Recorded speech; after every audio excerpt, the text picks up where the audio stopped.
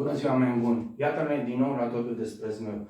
Am explicat despre acest zmeu dreptunghiular și am arătat timp de 2-3 ani cum se face el și totul despre el. Astăzi aș vrea să vorbesc tot despre un zmeu care chiar nu este cunoscut așa bine, zmeul din paie. Ca să-l confecționăm, ne trebuie o mătură și, bineînțeles, doar o oață și coada din lână, dacă se poate. Am mai explicat despre el, dar aș vrea să vi las cu niște date ca să nu-l greșiți când îl faceți. Este foarte simplu, nu durează decât 10 minute. Și faci un zmeu cu care o să te distrezi de minune. Joacă la fel ca cel mare, este foarte, foarte bun. În comerț nu se găsesc aceste zmeuri și trebuie să le confecționăm noi. Sunt numai acele tulcaflețe, tulcalețe care nici nu joacă aceste zmeuri, sunt profesionale, joacă foarte bine.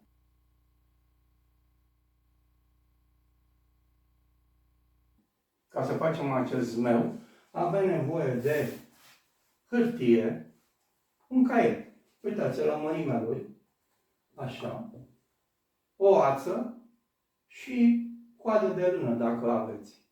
Și, bineînțeles, 4, eventual 5 speteze, dacă punem și pe mijloc, din paie de mătură.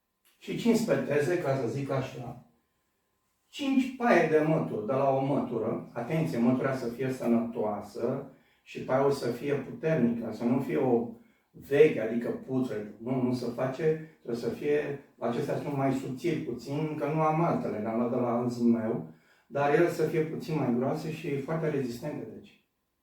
Avantajul e că la fața locului, dacă se întâmplă să se spargă sau să rupă, o schimb imediat. E foarte simplu. I-am arătat și cum se repare la fața locului și zmeurile acestea mari. Hai să vedem cum procedăm ca să-l facem și cât mai repede. Așa cum am zis, luăm de la caiet, deci o hârtie și este, vedeți, la mărimea aceluia. Ca să ne fie mai ușor, să vă arăt cum procedați noastră pentru început, ca să nu greșiți. Luăm o riglă și din colț în colț, deci din colț în colț, o să fac asta ca să se vadă, deci, așa. Trag o linie, observați, și invers. Asta ca să nu greșiți pentru început, popacul nu. Sau eu o fac cu carioca, ca să se vadă, dar voi faceți eventual cu un creon, cum e acela. Uitați, a doua, da? Sus, a treia, aici, la aproximativ 1,5 cm. Observați. A treia, a patra,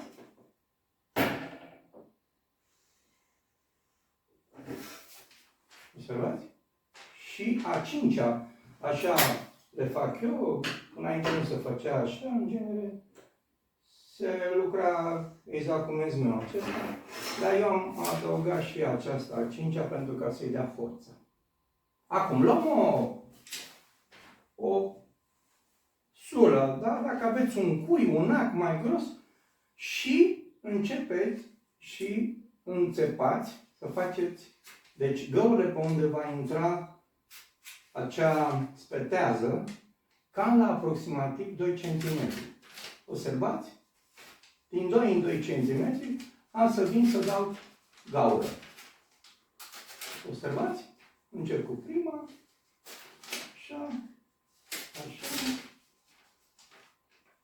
Și după care, după dumneavoastră, nu o să-l faceți așa cu carioca, dar eventual, dacă vreți să-l faceți, o să-l faceți cu creionul și puteți să-l ștergeți. Da? Și deci, fac și a doua.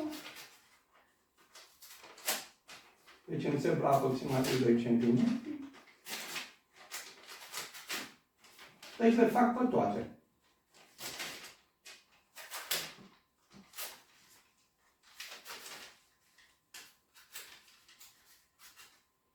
Da, deci înțep așa, am înțepat așa, după care o să pun spetează.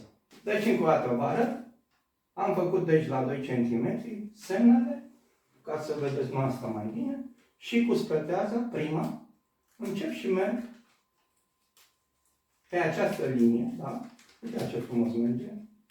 Uitați, șerpuit, și mergeți înainte. Puteți să întoarceți și pe partea cealaltă, mereu așa, cum vreți dumneavoastră. Înțelegeți? Și atunci uitați ce frumos merge. Bage aici și merge. Uitați cum se pune. Până în capăt și până și cu celelalte. N-aș vrea să vă rețin prea mult. Deci, înțelegeți. Deci am pus 4, observați, prima împreună și ultima o să o punem tot împreună. Capul. Deci vin așa, observați, merg pe găuri și înainte. Atenție! Vedeți când veniți aici unde e bilicul să vină, observați, peste el, nu sub el, și continui. Adică are o față și un spate, smău, și trebuie să fie așa, cum vă arăt eu, numai așa, așa e bine. Și continui. Ar trebui să se vadă. Observați. Continui. Aici. Așa. Perfect. Nu trebuie să vă grăbiți, uitați-l. Și el va veni așa. Se va îndoi, observați, în poziția aceasta. Așa va fi. Observați așa. E foarte simplu. Și aveți nevoie de o ață de preferință nouă, să nu fie putredă, da? Și de lână, e mai ușoară și e foarte bună pentru aceste zmeuri și, bineînțeles, pentru cioacă.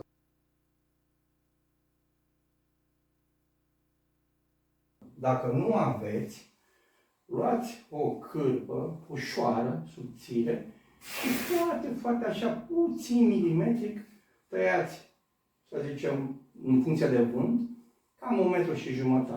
Observați așa. Atenție! Acest nou, ca să joace bine, trebuie neapărat și dumneavoastră să-i faceți gard, așa zic eu, adică să știți să legați soarea la gura zmeului, exact ca la zmeurile mari. Nu e nicio deosebire. Deci partea de sus și partea de jos. Dacă acum până anii 1700-1800 să lega și partea de jos și partea de sus până aici. Și partea de sus, deci tot până aici la jumătate. În anii 50-70, când au venit adevărații zmeurari mari, maestri, au schimbat poziția la 2 cm și se făcea la încurcare cu zmeul și zmeul trebuia să fie foarte performant. L-a făcut extraordinar de performant. Adică zmeul ăsta face cercul. Vine în cap, se duce stânga, dreapta, se duce în depărtare, deasupra. Face orice mișcare, am spus-o. Este un zmeu profesional foarte bun. Dar și zmeul acela e la fel ca acesta. Deci și garda se face la fel. Anii aceștia, în 1950-1970, când făceau zmeurile performante, a ajuns la o valoare extraordinară ca tehnică, performanța lui foarte bună, la încurcare. Eu am schimbat pe parcurs tehnica de a lega, din cauza că eu le fac pentru a ne juca cu ele. Deci e altă... Sunt zmeuri de luptă și sunt zmeuri de joacă.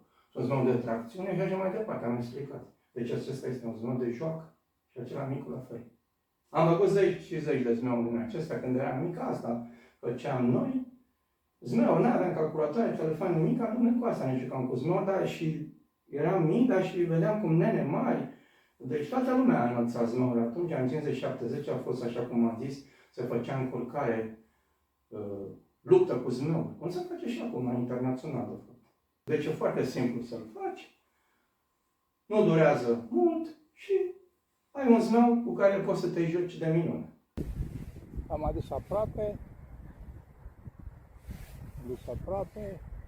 o să-i dau drumul din nou, iar o să-i dau drumul.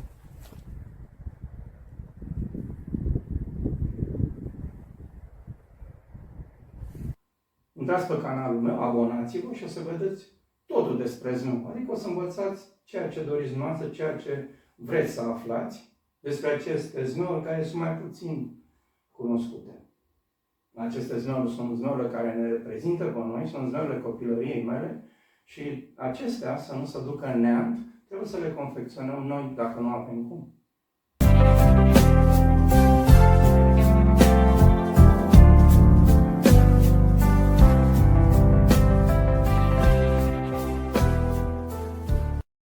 Achiziționați cursul Totul despre zmeu și veți deveni un foarte bun zmeurar.